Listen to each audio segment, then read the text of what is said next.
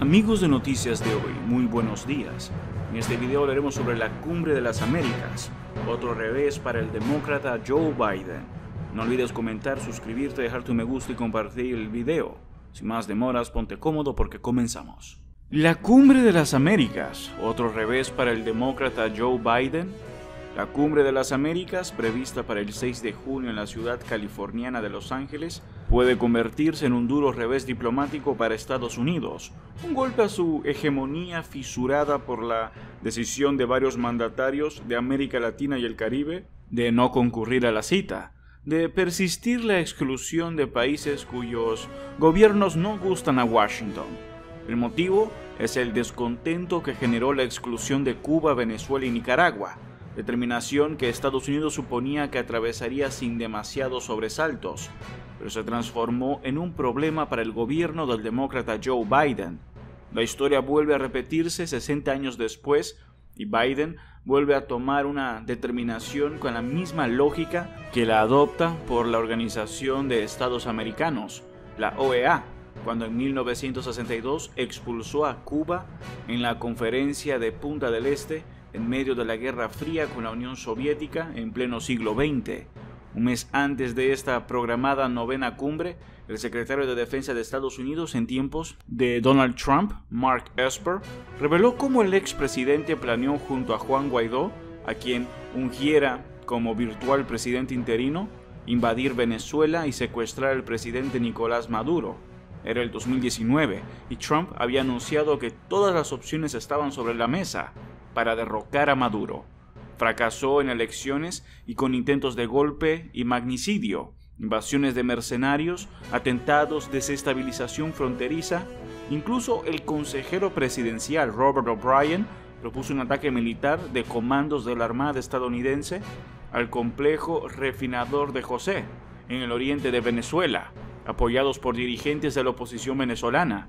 Todo en nombre de la democracia, claro. Y Biden no cambió el libreto. Estas gravísimas revelaciones debieron generar de inmediato una condena y una orden de investigación por parte del actual gobierno, pero en lugar de eso se ha guardado el silencio propio de quienes no son capaces de entender las nuevas circunstancias. Mientras el gobierno del presidente de Chile, Gabriel Boric, anunció que realiza gestiones para posibilitar la participación de Cuba, Nicaragua y Venezuela en la novena cumbre, dijo la canciller Antonia Urrejola, luego que México, Bolivia, Honduras y 14 países de la Comunidad del Caribe anunciaran que sus mandatarios no asistirían a una cumbre con exclusiones, hay que cambiar la receta. La región necesita diálogo más allá de sus diferencias, dijo antes de recordar que el que invita es el dueño de casa. Urrejola agregó que el encuentro perdería fuerza si finalmente se margina a esos países, y además al citar a Boric, recalcó que se han perdido los espacios de diálogo, la región está súper fragmentada y polarizada, y señaló que la exclusión no ha dado resultados en materia de derechos humanos. El declamado carácter abierto y sin restricciones de su convocatoria señala que Estados Unidos ha demostrado y seguirá demostrando su compromiso con un proceso inclusivo que incorpora las aportaciones de las personas que representan la inmensa diversidad de nuestro hemisferio e incluye las voces indígenas y otras históricamente marginadas. Una cosa son los documentos y otra la realidad. Pero no se trata solo de la cumbre presidencial, ya que el gobierno de Washington tiene previstos 3 foros simultáneos, el que representa sus intereses comerciales en la llamada cuarta cumbre de los CEOs de las Américas. Habrá otros 2, uno de la sociedad civil, ONGs financiadas por la USAID, y otro de los jóvenes de las Américas, que comulguen con el Evangelio de Washington. Según el vicecanciller de Cuba, Carlos Fernández de Cosio, en entrevista con The Hill, el gobierno estadounidense como anfitrión del foro se siente con el privilegio de llamar solamente a quien quiere y aún así llamar al encuentro Cumbre de las Américas. En realidad la Casa Blanca pretende hacer una reunión de amigos que sean capaces de escuchar lo que dice Estados Unidos, aceptar su agenda y repetirla. Agregó, el ultraderechista presidente brasileño Jair Bolsonaro aseguró que aún no valora su participación, depende de muchas cosas. Algunos dijeron que no sería recibido por Biden. Dios mío, me reciben jefes de estados de todo el mundo. El mundo entero quiere hacer negocios con Brasil. ¿Sabe por qué? Porque dependen de nuestros alimentos para su seguridad alimentaria, respondió. Por su parte, el expresidente boliviano Evo Morales tuiteó, frente a la exclusión de Estados Unidos de países liberados de su hegemonía, que bueno sería que Bolivia se retire de la OEA, ratificando nuestra posición antiimperialista, la soberanía e independencia del Estado, pero también la identidad, dignidad y libertad del pueblo boliviano. En diciembre de 1994, acudieron a Miami los jefes de Estado y de gobierno de Latinoamérica y del Caribe a una reunión convocada por el presidente de Estados Unidos, Bill Clinton, a la que se bautizó como Cumbre de las Américas, que tenía como objetivo adaptar las relaciones a las nuevas condiciones políticas, económicas y sociales surgidas del fin de la Guerra Fría, ante el nacimiento de un predominio unipolar, la potencia dominante, sin contrapesos, tras la caída de la Unión Soviética. El politólogo Leopoldo Pucci recuerda que el nombre de su capital, sede del Fondo Monetario Internacional, el Banco Mundial y el Departamento del Tesoro de Estados Unidos, serviría para acuñar el término Consenso de Washington, que más allá de sus fórmulas sobre reformas económicas, se basaba en la idea de un entendimiento general sobre la propiedad capitalista, el mercado y las formas políticas democráticas, en línea con la ideología del fin de la historia de Francis Fukuyama. Fue sobre esas concepciones que se desarrolló un fundamentalismo de mercado, restricciones extremas al papel del Estado y acoplamiento al peso estadounidense, y de la globalización sobre la soberanía de los países.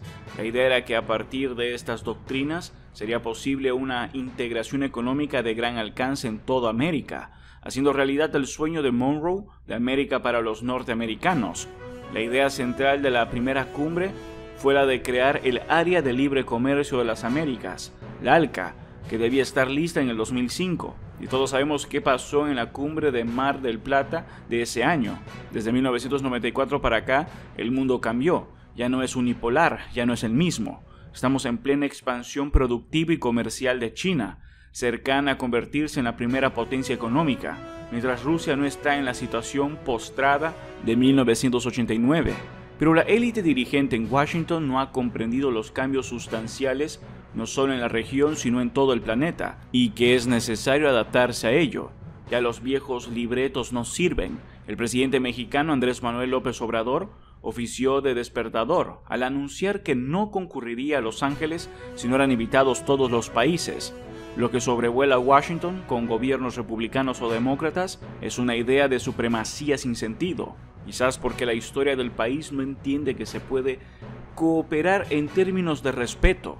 Para ello sería necesario comprender que los intereses de cada país latinoamericano son diferentes a los de Estados Unidos, aun cuando haya valores comunes, y la tosudez del discurso añejo ignora que cada nación tiene sus propias instituciones y que las de Estados Unidos no rigen en el resto de América, un amplio territorio que Washington sigue creyendo que es su patio trasero y al que no le interesa comprender, porque comprender sería tratar a todos como iguales, sería adaptarse. Estados Unidos ha bombardeado y logrado la invisibilización de los organismos de integración, cooperación y coordinación latinoamericano, caribeño, como la Unión de Naciones Sudamericanas, la UNASUR, y la Comunidad de Estados Latinoamericanos y Caribeños, la CELAC, y sabiendo del hundimiento de su Ministerio de las Colonias, la decadente Organización de Estados Americanos apela a la cumbre con exclusiones para demostrar quién manda, quién es el hegemón.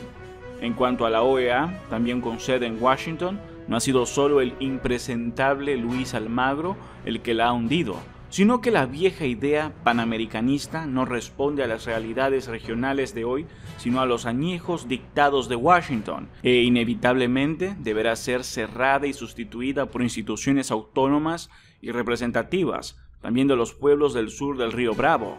No hay un fin de la historia y sería bueno que los políticos estadounidenses supieran que la democracia, que significa gobierno del pueblo, la inventaron los atenienses en el siglo VI, antes de nuestra era, y está permanentemente en construcción. Los pueblos se encargan de ello, sin el permiso de Washington. Eso es todo por ahora. No olviden comentar y suscribirse. Hasta el próximo video.